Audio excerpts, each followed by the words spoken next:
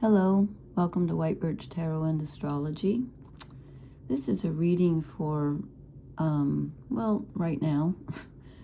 I'm doing this, it's just past midnight, so technically it's January 24th. But today, on the 23rd, Neptune met up with Pluto at 3 degrees of Aquarius, right where Venus was here a few days ago. She was here on the 20th. There, I should say, and I'm not in Aquarius. And then on the 27th, Mars will conjunct Pluto because the personal planets are all kind of hanging out together, so they're all going to meet Pluto in Aquarius at 3 degrees. So let me start off before I talk about the astrology, and I will timestamp for the tarot. Interesting cards. Anyway, I just want to read two quick quotes by Rob Brezhny, I almost said the psychologist. No, he's an astrologer. Breszny is his last name. He said, "Your wound is your passport, and the universe is improvising you right now." Okay, that makes me feel better. And I want to mention this, if anybody's interested, I get these free emails from this place, I don't even know how I found it, called braidedway.org. And they're free, and it's poetry and articles, and they call it about spirituality, but it's really about all kinds of things. I read the most beautiful poetry on here, and this is an article by a woman named Frances Browning, and her Frances is spelled with an E, Frances, and it's called "Do Not Envy the Robust," and it's about neurodivergent people, which as I read this, I thought, oh, that's my problem/gift. Your wound is your passport. I never really thought of it like that before, but as she was discussing it, I thought, yeah. And you know, it's funny, I was thinking today, I have imaginary conversations in my head constantly, and I was pretending that imagining that someone was asking me, who are your heroes? Now, I don't know where these ideas come from. They just do.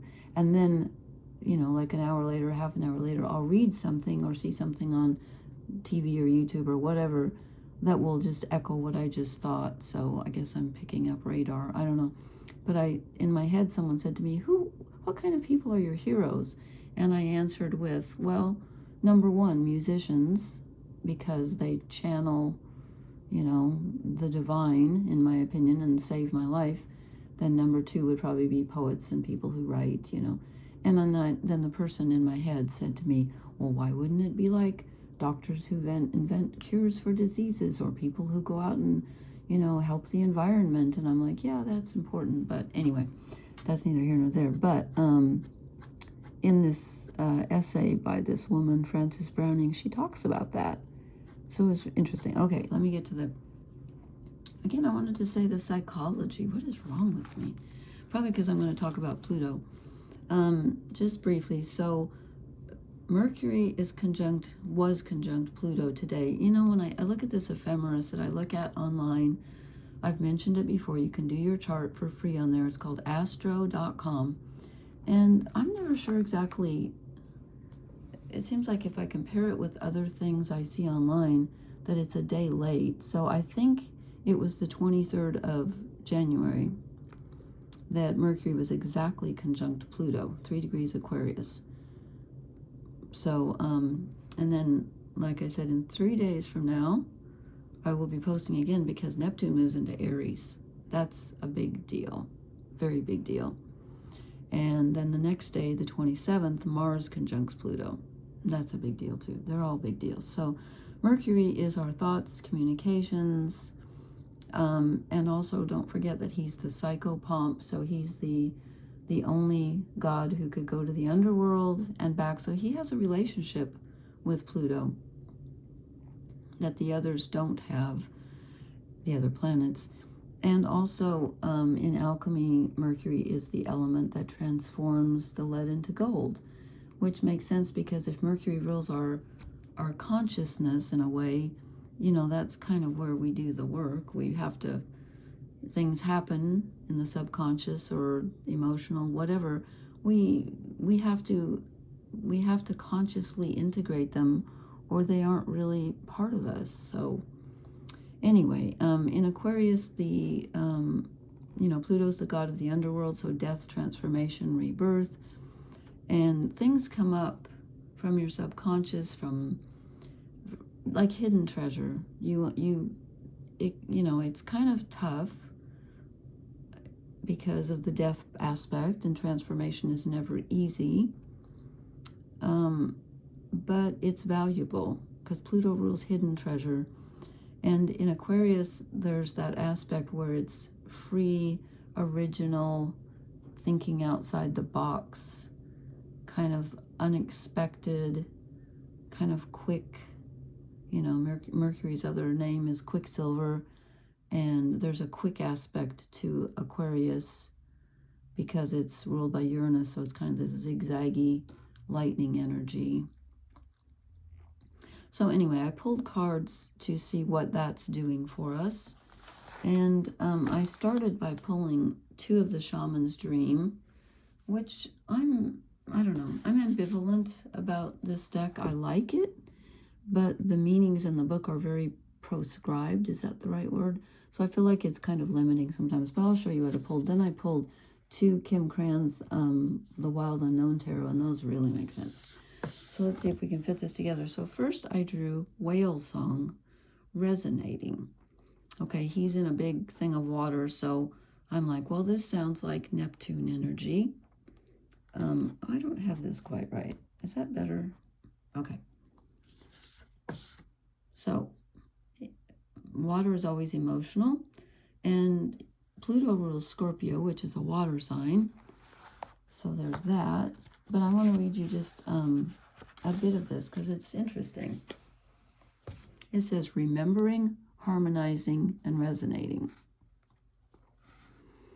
There are moments in life when you have a sense of deja vu, that you visited this place, these feelings, this person before, and you know that a new opportunity to dance has come round again. Yet there is a haunting quality to this, a melancholy, as life's mysterious fragility is also underlined. There's that death with Pluto. Like a whale song that pleads for its simple notes to be matched by another, you have a short time to capture this essence and let it resonate in a way that is potentially transformative, but only if you don't turn away. Okay, is there anything else here? At the end it says, you will achieve more than the plans you set in motion if you use this opportunity to explore, be curious, there's Aquarius energy, and take a much needed break from what your mind thinks it needs to accomplish. Your heart is calling. Answer it. Okay. So we have that. And this seems to be they're kind of different. Eyes of the ego rising above the fray. This is about being objective and not drowning in your emotions. So while we're supposed to connect, and yes, there is that haunting quality, I think, because of Pluto at the last degree of Pisces. I'm sorry, not Pluto, Neptune. And this Plutonian energy with all the personal planets conjuncting Pluto, the god of the underworld, and thinking about death and, all this. It is a very karmic time. I keep saying that. But rising above the fray. So this is telling us to be objective. And the fact that these planets are in Aquarius, I didn't write down the time. I'll do that later. Really helps us with that. So this says protection, inherent trust, and rising above the fray. It says the eyes of the eagle offers you the gift. That sounds grammatically wrong. Shouldn't it be offer you? Well, the card offers you the gift of foresight, the skill of looking ahead to see the unfolding of destiny before it all manifests as reality. Okay, it's an invitation to witness the good, the bad, the ugly, and the beautiful, yet react to nothing. Act only to further your noblest calling. When the eagle meets obstacles, it simply rises above them. Know that you are protected. You can fly high above the judgment, slings, and arrows, and the darts of envy. Trust that you are ready for whatever fortune has placed before you, even if you feel not yet properly equipped to meet its challenges. Your willingness to say yes to spirit has nothing to do with how well outfitted you are.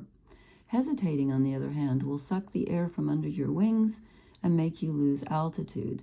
You are now called to trust your heart and your instincts, to move fearlessly and not waver. The time is right, and no harm can come your way if your motives are pure and you act courageously. Okay, that's interesting. Because, let me move these down here. These are really interesting. And, you know, I drew these two. They're both in reverse. I looked at the deck, and as far as I can tell, there is not another...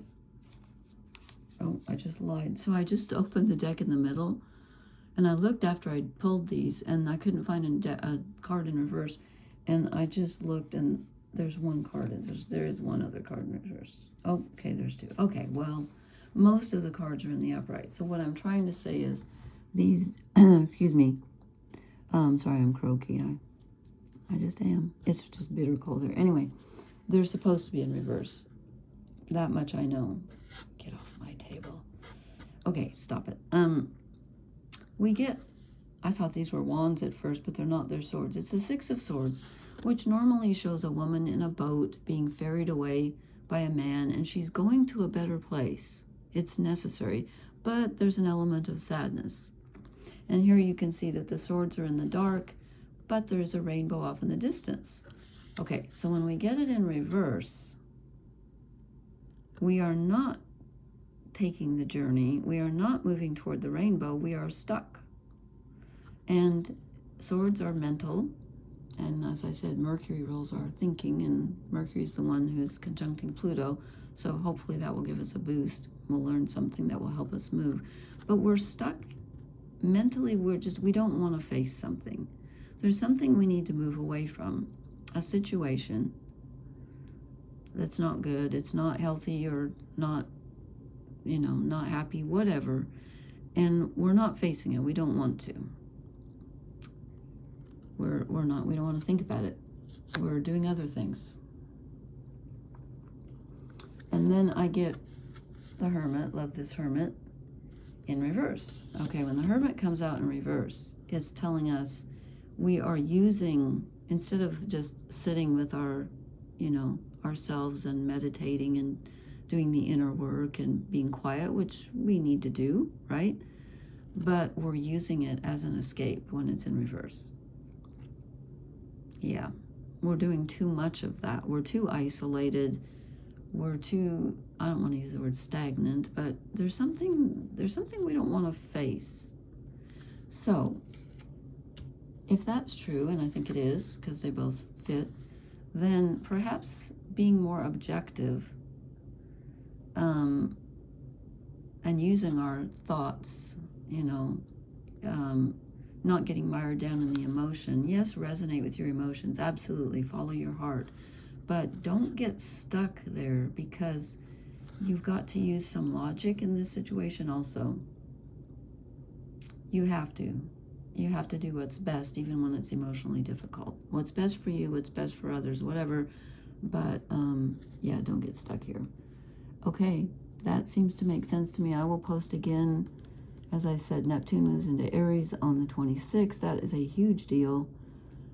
And the very next day, Mars will be with Pluto. And Mars and Pluto are co-rulers of Scorpio. So that's going to be interesting. And Pluto, if I hadn't mentioned, Pluto can also be power struggles. It's more apt to happen when it's Mars and Pluto. But even with Mercury and Pluto, there's a power dynamic with Pluto. So bear that in mind. And maybe that's why we need to stay mentally objective if we can, and not drown in the emotional aspect. Okay, thank you so much. Please leave me a comment. Please hit the like, share, and subscribe buttons. And I will talk to you later. Blessings. Good night.